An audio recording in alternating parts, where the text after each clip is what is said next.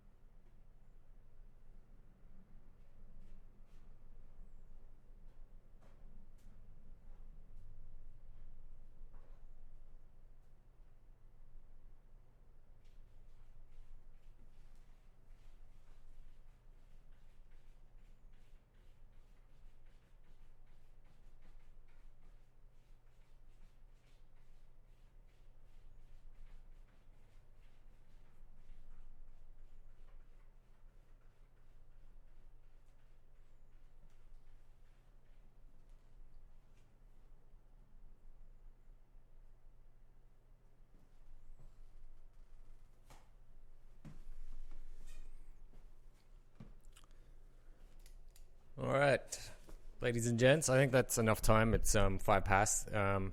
So yeah, welcome to the first live stream for Commercial Breakdown.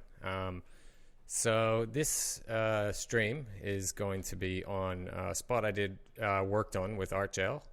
So again, a big thank you to Artjail for allowing me to show some of these setups, and also thanks to Artjail for just throwing me work too. That helps, right?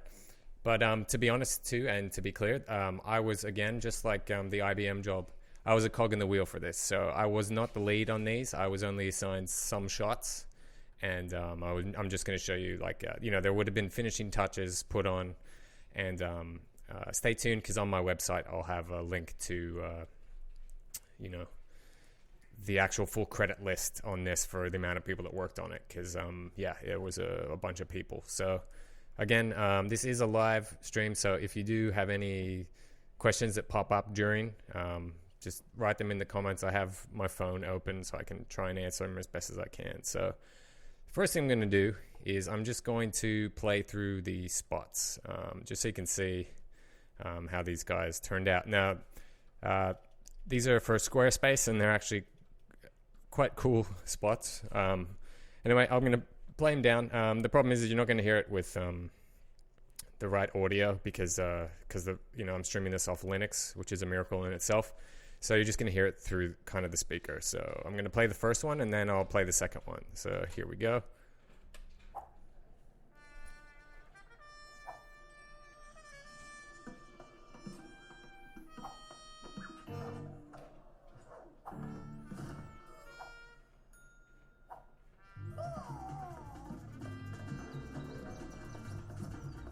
There are 10,987 professional magicians.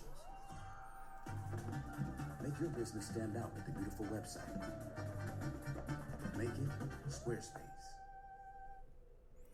So there's that one. You can see it's quite a funny hat.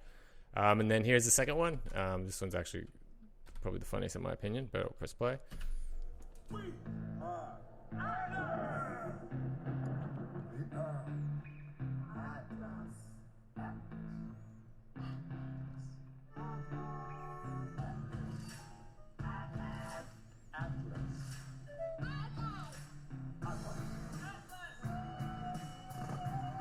There are 132 bands named Atlas. Make your band stand out with a beautiful website. Make it Squarespace. All right, so those are the two spots, and as you can see, these are kind of the spots that most people, when they start doing what we do, look forward to doing. These are just fun, cool spots. They're interesting spots, and they were a blast to work on. So again, I just want to say thank you to Artjail for letting me share this with you guys.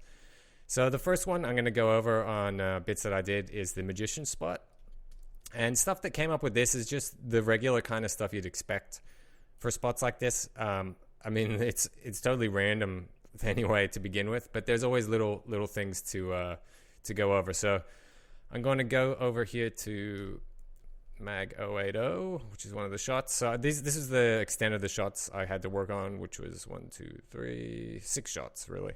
So I'm going to view this, and then if we look at the source, okay. So yeah, so this one, if I look at the reference, you can see exactly what was needing to be done. So there's actually 2 plates for this. There's the plate for him floating. All these other guys were actually being rotoed and taken care of. Again, this whole shot wasn't me. I did a portion. I did this guy and the laptop. So the laptop was shot on a separate plate. Let's see, I got my nice notes. Yeah, so magician and laptop, those are my 2 layers that I worked on with this particular spot. And now if I go to again, we'll go to the source of this, and I go open. So here's our plate for the guy on the laptop, which is quite funny just looking at. And then again, if we go to the next plate, which is the laptop, let me see, that's our laptop plate. And yeah, so it's just a matter of comping these guys together for this one. So here is my my batch schematic for this.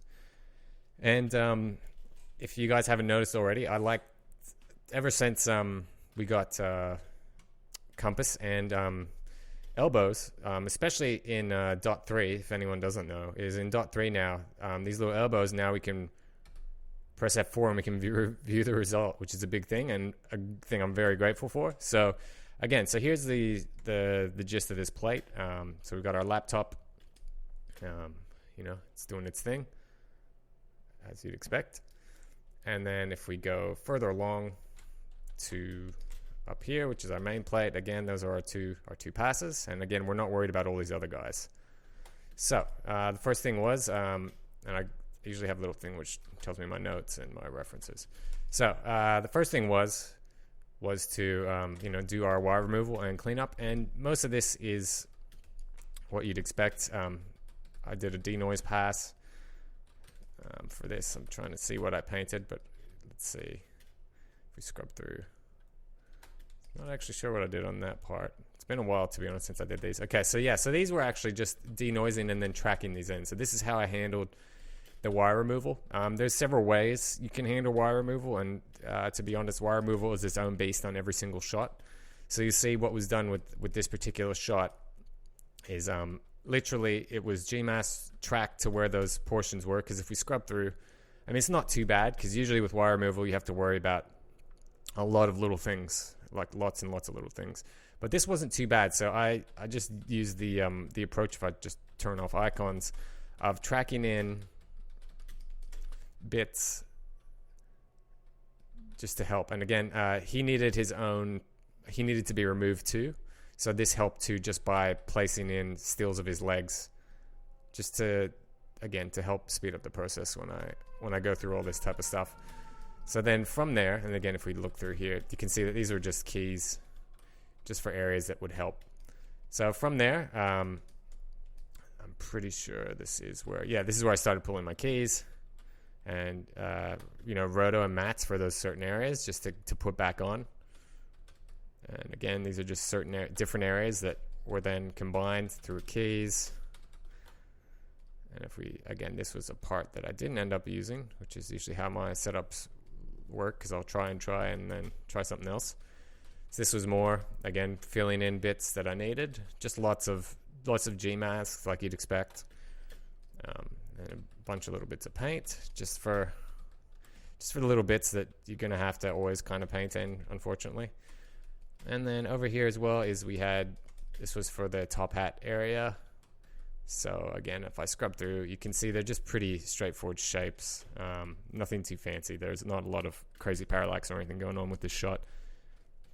So if I look at the result and then press F4, you can see there's my front, my mat. And again, that makes sense. And then we got our background here. And again, I had to, because we were putting him on a clean background, I had to kind of clean him out from the background.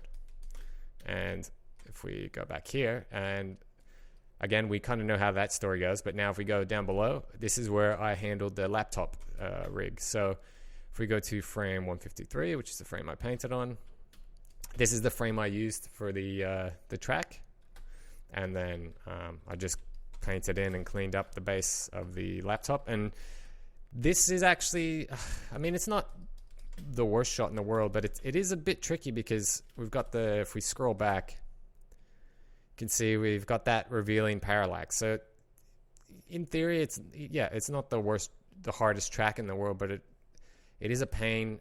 I wouldn't say pain. It is a challenge to get it right in terms of what do I want to reveal, So it was a case of, let's see, what did I use tracking wise?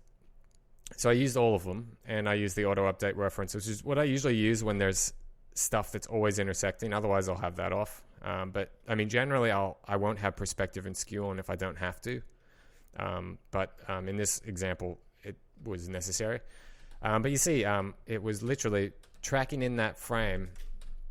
And if I scrub back, you can see perspective really comes into account, but it really works quite well. And because perspective is on, it kind of, I know it's not physically correct of what's being hidden, but it actually works quite well. So I'm going to let that keep going.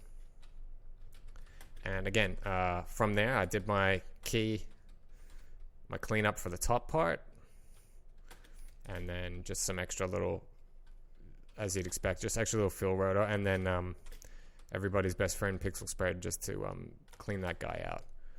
So I then stabilized it using those same keyframes from before, and this is so I could track it, because when it was put next to the guy, it didn't quite follow with him. And you see the issue that we get here is we have, if I scrub through, you see we have that parallax from being stabilized, which kind of is a little bit weird. But that's the nature of when you stabilize stuff. So I ended up, I think I tried two different things. Let me see. So this one was, yeah, this one was colored in and just matched. And then I actually did one which was, yes, this one was actually projected on a sphere, I believe, or cube. Okay. Let me see. I don't actually remember which one I used for this. I think I just had two options and then threw one away. Okay, so let's have a look. Okay, so it was number 3. Okay, so yeah, I ended up using the so I can throw that away, I believe. That shouldn't, yeah. I think I just had it there just in case. Yeah, I had it hidden just in case it was an option, which is what I sometimes will do. But yeah, if we look through and we see with the projector what was done is this one was, if we go here, yeah, this one I froze the frame. So sure, some of this was redundant, some of the roto, but again, I didn't know which one I'd be able to get away with, which is often the case. So in this particular case, I chose frame 153 and then just transformed it in like this. Just added a 2D transform and made the dimensions quite small. And this can help when you have lots and lots of batches and stuff like that, because it can speed up the render process. And you see, literally, it's been matched in and tracked in. But you see, if I press play, you see we get to introduce how much parallax we want, and it also means that we can track it and move it to where it kind of feels right with the guy, which is what you usually want. And the main thing is because we're still able to control the parallax and the move. We're getting away with what we should be getting away with in that particular example. So now, if we look at this guy and we scrub through, you can see now that guy tracks and moves with our guy, which is cool. And yeah, again, those are all done pre in the pre action here with the projector. And then from there was just the normal, some edge blurring and some regrain and just some A over B. Again, it was only based off this guy because all these other guys were getting worked on by someone else. So I'm just gonna, don't have the final render on that. I just had a drive die just before, which is awesome. But luckily I was able to restore these setups. Just going to jump onto the reels and I'll just quickly show you what that looks like again, just so you can get a reminder.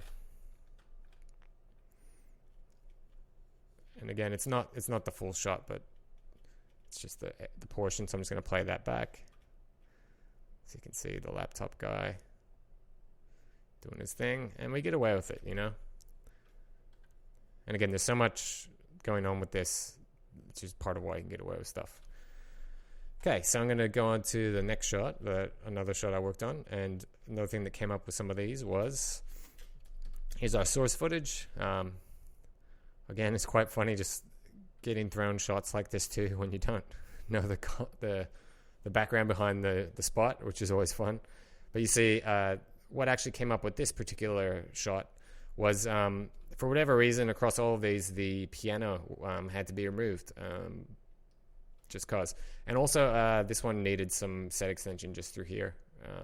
Again, these are just things that come up and you have to fix. So if we go back here, let's see, so for 73 I did some clean frames, and this was to extend this area here just to kind of clean that out, because these are all driven by the whip pan transitions. And then again, it's just denoised and blended in. And this was, now if I jump to 35, so this is what I usually do. I'll do my freeze frame so I know, and then I'll jump to it in paint. And this was my piano cleanup. And again, a little bit fiddly just because anything with a gradient is fiddly, as I'm sure most of you guys know. But yeah, once that was in there, and I did my blurs in linear. Some you can see sometimes I still don't work fully in linear, but whatever. So here is the next little portion of this, which was my roto for the piano guy, for the portions I needed for that particular guy. And you see, once that goes A over B, we'll let this update. And yeah, so it's really not that complex. It's just filling in bits, and just blending in with Gmasks bits that I needed to get this guy to work. Once we're out of there, this was the other bits I needed to fill in on top. So it was portions for this guy, this pillar, and if we look at the results of the next action, this was the lady's hat. And again, it's just straight up some tracking in Roto. And then this was my Get Me Over blur, which is just some extra mush on top once we do it. But again, if we go to timeline for this particular shot, and I'm just going to go back to these guys, I'm going to scrub to where the shot was. So yeah, that was the shot there. So I'm just going to press play. And you see, we get away with it, and that's what it always is about, is whatever you can get away with. So I'm going to move on to the next shot, which was going to let it update.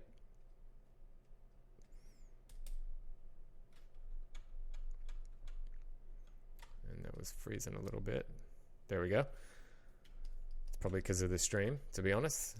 I'm going to give that Igar. I don't know what that says, but hi. How you doing, man? All right, so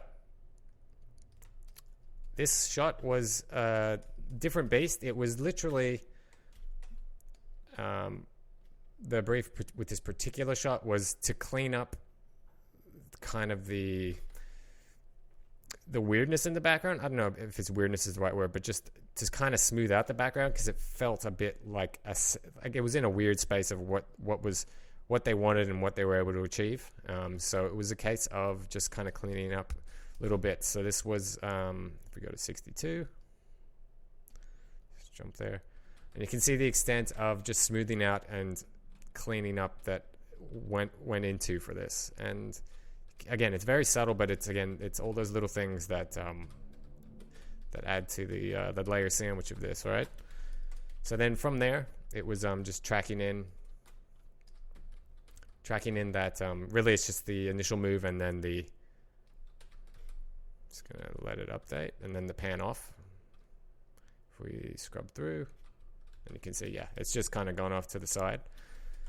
And then this was my key mess. So again, I didn't want to roto everything, and I tried to key. So it was a combination of what I could get away with and paint with this guy. So I mean, I'm sure it's nothing.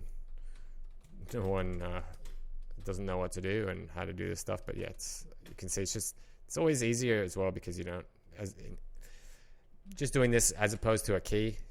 Sometimes the cleanup and the mats can be a pain, but sometimes that pain's better than going through all the pain of what you'd have to do with a green screen and stuff like that.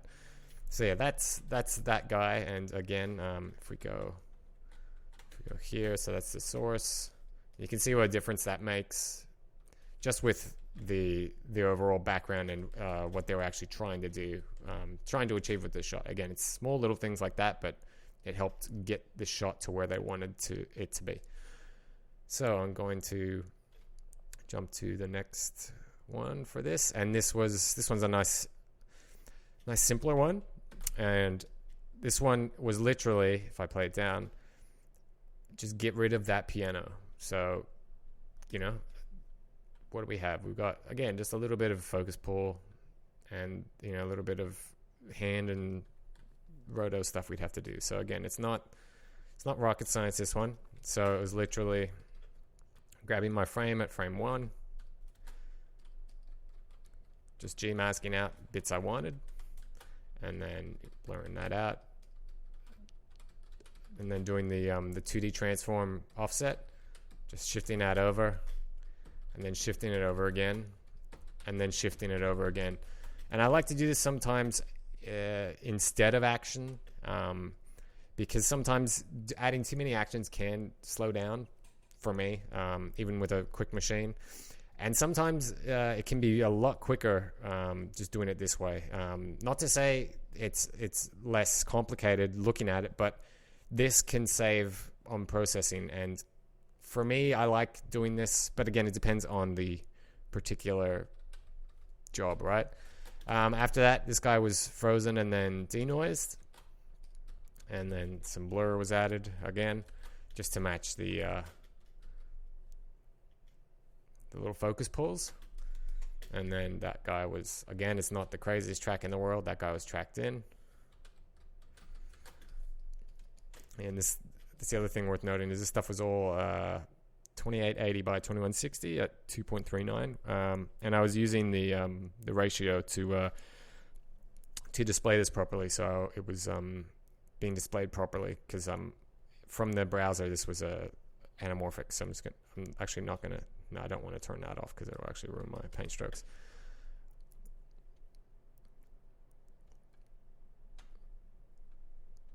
Yeah, there's not much painted in there, JT. That's the thing is these setups can look a lot more complex than they really are, you know. So if we go through the track now, again, we just scrub through. And again, it's not rocket science, this track. And then it's, again, just, let's have a look. Just some basic masks and fill-in roto. This is the roto for his hand. And again, we get away with a lot. And if we scrub through, so you wouldn't even know. And I'm going to go back to the shot for that guy so we can have a look. And that's, there it is. I mean, we barely even see it, and that's the point. And, you know, it's one of those invisible effects. And there's that other shot that we got to work on too. So yeah, we got away with a lot, as you can see. So that's going to be it for that magician one. Now we're going to move on to the Atlas one. This one was quite fun because it's just funny. It was funny just to look at when I was comping this, to be honest. So for this, I only worked on 2 shots. I worked on this particular shot and this shot. So from here, the pullback, and then the slam down. So there was requests for this particular shot. There was a request for a little bit of parallax with the rocks as we pulled back, and between that and the laptop. So kind of to pseudo introduce some parallax. Roto was provided for this, and I was also provided a starting point setup. Again, I'm going to put credits to everyone involved on my site once this is uploaded, and it'll have the link to the actual full spots. So yeah, I was given kind of a shell for it, so I was tracked in. The integration for the monitor was pretty much done, but I ended up kind of building out other bits in it, and I'll show you what I added. So let's go to the easier one first, which is this one, 030. I'm going to view that. And let's see. So yeah, so this one is, again, it's cool. It's cool to look at, to be honest. So, so here is what was shot. So this was our main background.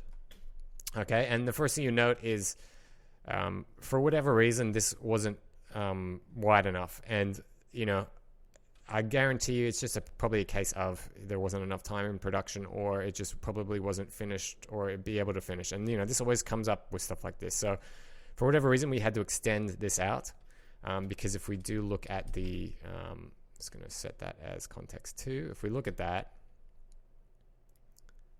and let it update, you see this is now full frame and blended out. And it's, again, it's quite a funny looking shot.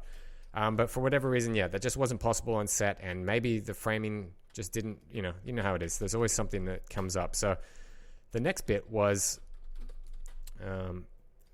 choosing different takes. So there was actual takes. If I jump through here. So editorially, different takes were chosen for left and right, and that's obviously just for a timing thing, you know, because we got this funny reaction from the girl on the left, and then again it's the same girl but she's doing the same thing on the right. So if we jump up here too, this is our clean background. So again, this is oversized. This is 2880 by 4000 instead of 2880 by 1620.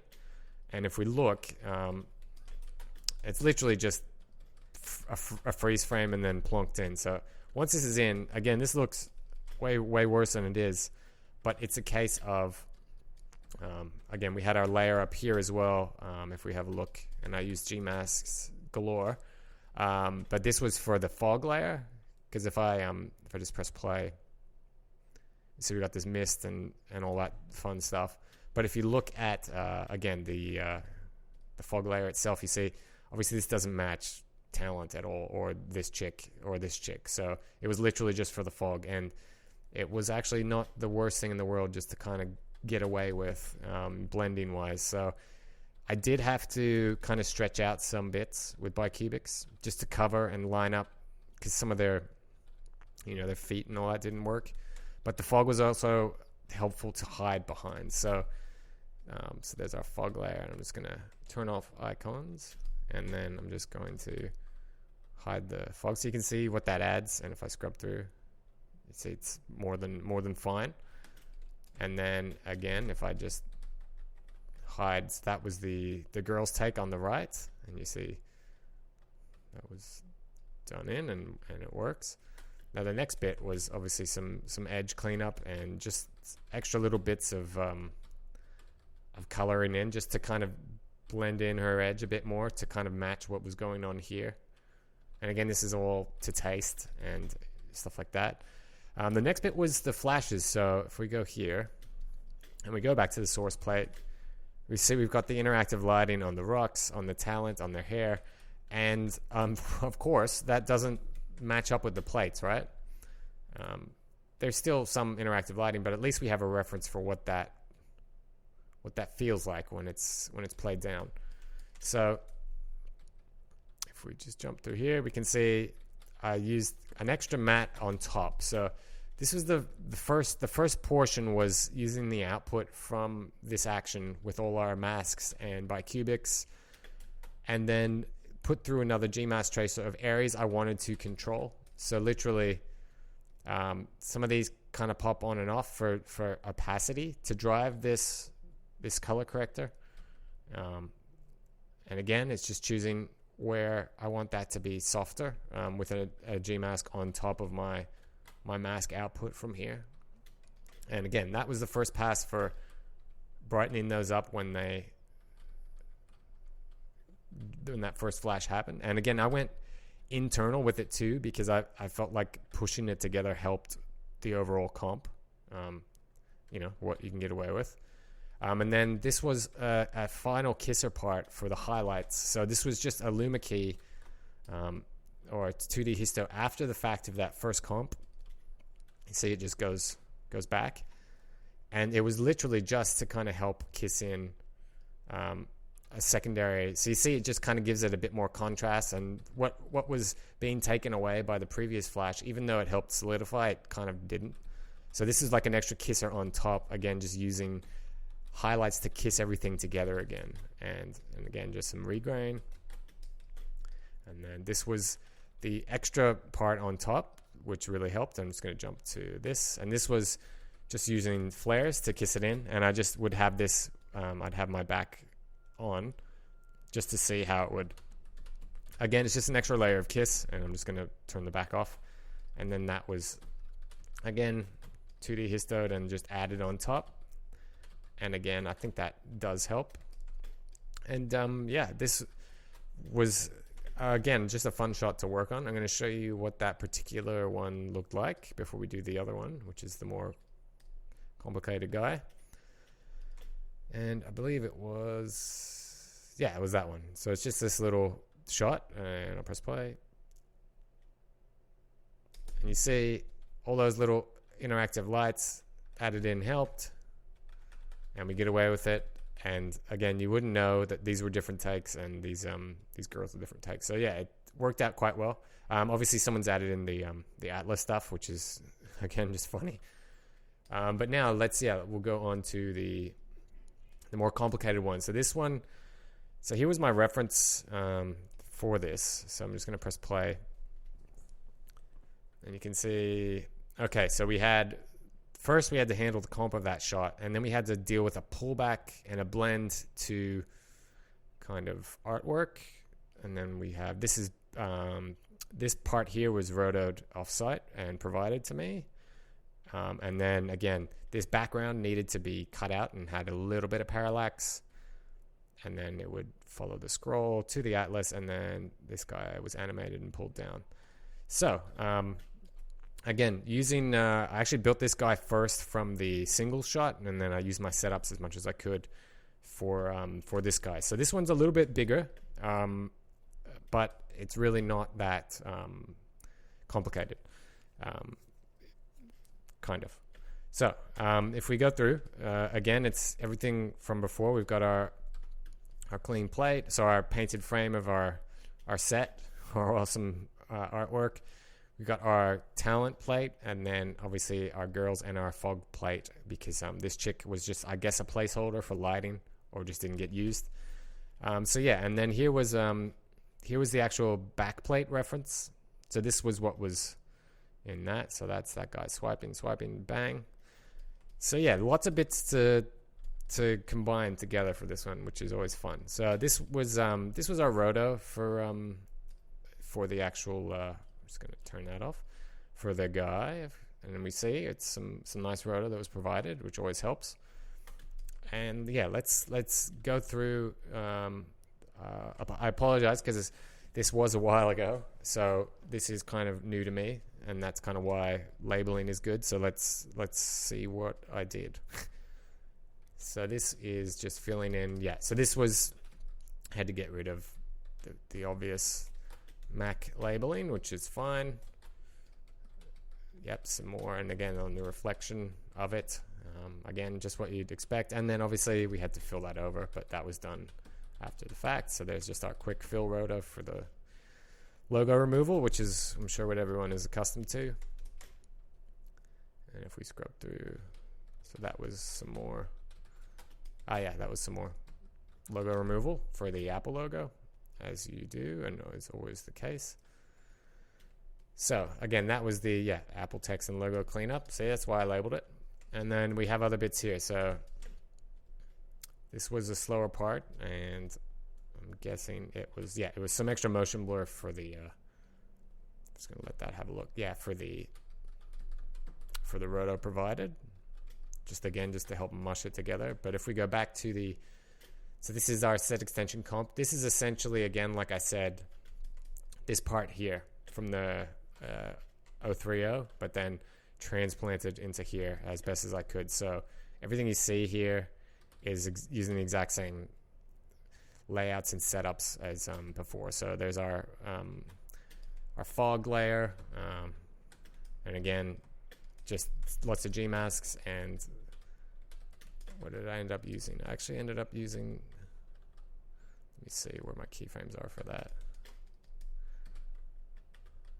So that was just an extra soft light I added it in that wasn't in the previous one, which is just using that color, which was sampled from when the highlights, from when the flash happened.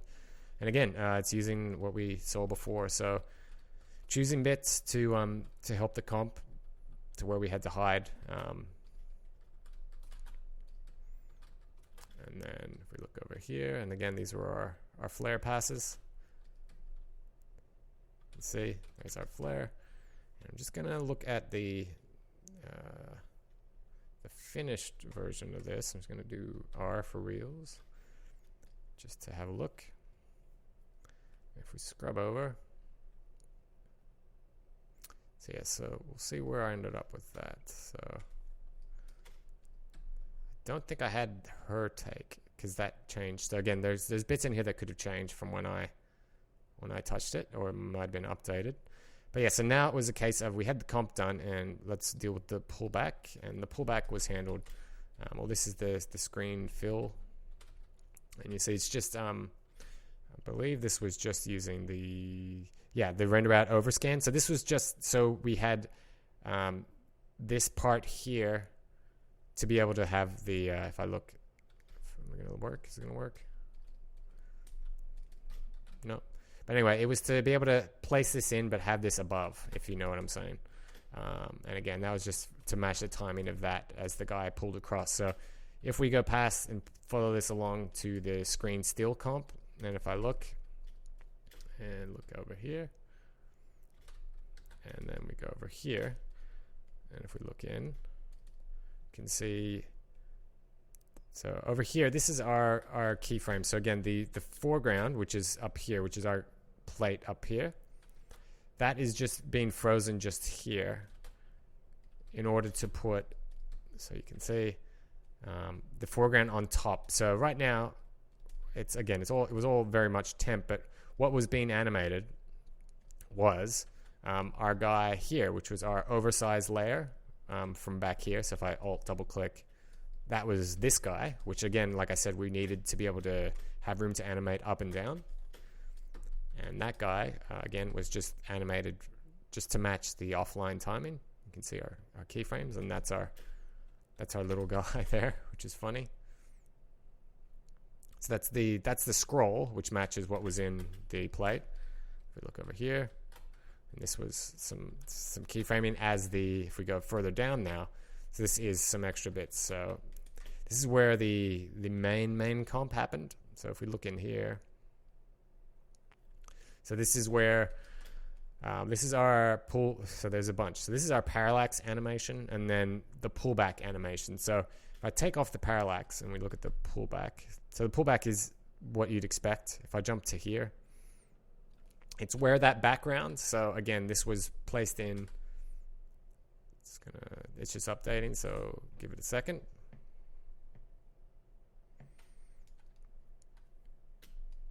And it's really struggling. Give it a minute. There we go. Oh no.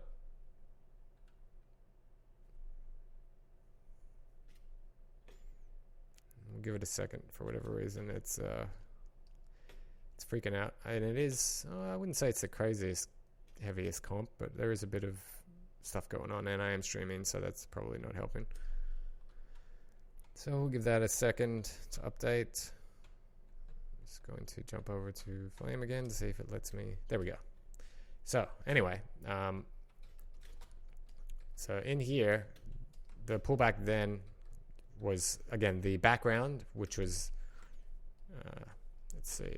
So the main background, which was this, and this was again, I keyframed the blend from this guy. So if I go to 4, which is that, and if we look at the fill, that is the output from our set extension and comp, just as the foreground for when we're full screen.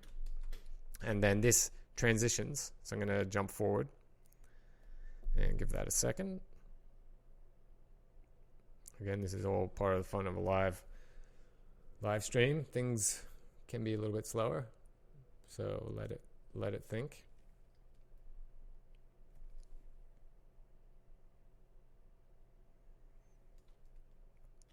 Okay, there we are. And as you'll see now, if we look at the results, you see now we are, so this guy was smaller. So this was our pullback. So this is our pullback animation. And again, if we go Shift 4, you can see everything has been placed in Z. Let's see. So you see, yeah, that's a little bit further back and scaled up to compensate. And same with this. This is, and that was using the auto scale. So that was on all transforms, and then you can look at the result and you know that trick. So that was the first pullback, and then again, this was the transition from this being full screen to the other guy. So again, if we go back to, so I'm going back to timeline so you can see. So that was this part here. So we go from here to that pullback. So it's just enough to hide the edges that are going on here, but then also the new artwork with the play, and the play I'm assuming was put in there to help hide the transition. If we go back to batch, and then so again that was that first portion. Everything else was placed in there for if we jump in. Well, it doesn't like me hiding those. So the next part was the parallax animation. So I'm going to plug that back in. I'm going to go actually Alt-2. Yeah, it's chugging along for this one, which is fair enough because there's a bunch going on. So if I do get rid of that, and this will update. Is it going to update? Yeah, you see there's just a slight little camera parallax added in, obviously, because we placed everything in Z space. So it's literally just a little bit of rotation on X and then Z and Z. So you see there's not much crazy stuff going on there. It just kind of eased out to blend that in. Now the other thing that was added in was the reflection, and it was pretty quick and dirty, I believe, but it was a case of, gonna let this update. Yeah, just to kind of kiss in. Let's see, so here's our blend. Yeah, again, it's super subtle, but it definitely helps kiss back in what was supposed to be there, depending on what goes in. And then we have some of our light wrap stuff. Gonna let that. It's just for helping some of this along. Nothing that you guys probably haven't seen, sorry. And then this was again just some highlight kissing, just in key areas over the transition. Helped kind of kiss in the bits, and I'll let that update.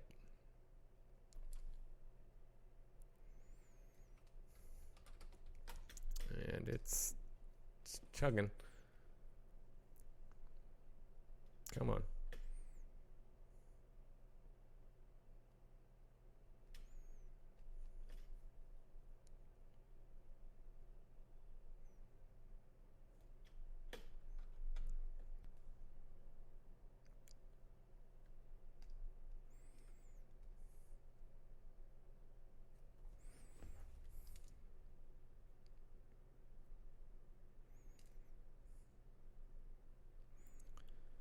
All right, we should be back, guys. Let me know in the comments if you can, if it's back online. Yeah, sorry, the flame, I guess, hogged all the resources, and then the streaming program just crapped itself.